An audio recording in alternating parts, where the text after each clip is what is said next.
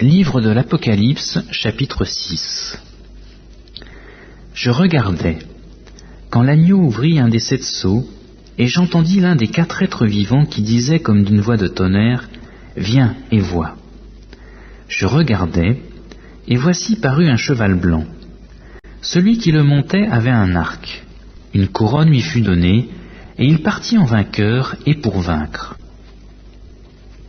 Quand il ouvrit le second sceau, j'entendis le second être vivant qui disait « Viens et vois ». Et il sortit un autre cheval roux. Celui qui le montait reçut le pouvoir d'enlever la paix de la terre, afin que les hommes s'égorgeassent les uns les autres, et une grande épée lui fut donnée.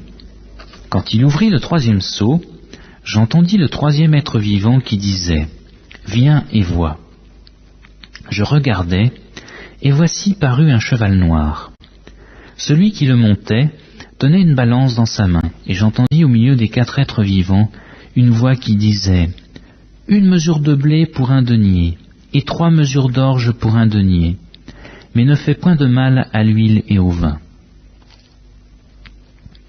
Quand il ouvrit le 4e sceau, j'entendis la voix du 4e être vivant qui disait « Viens et vois ».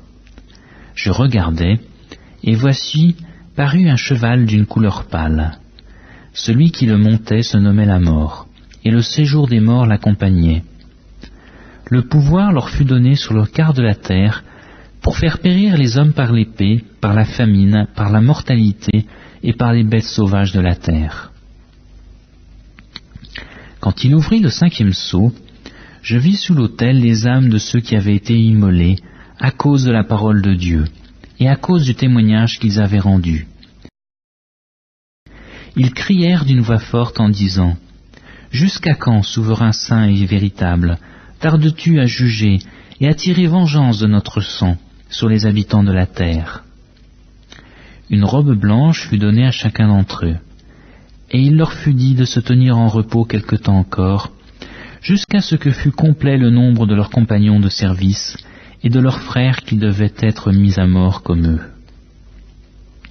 Je regardais, quand il ouvrit le 6e sceau, et il y eut un grand tremblement de terre. Le soleil devint noir comme un sac de crin, la lumière entière devint comme du sang, et les étoiles du ciel tombèrent sur la terre, comme lorsqu'un figuier secoué par un vent violent jette ses figues vertes. Le ciel se retira comme un livre qu'on roule, et toutes les montagnes et les îles furent remuées de leur place. Les rois de la terre, les grands, les chefs militaires, les riches, les puissants, tous les esclaves et les hommes libres se cachèrent dans les cavernes et dans les rochers des montagnes. Et ils disaient aux montagnes et aux rochers, « Tombez sur nous, et cachez-nous devant la face de celui qui est assis sur le trône, et devant la colère de l'agneau, car le grand jour de sa colère est venu, et qui peut subsister ?»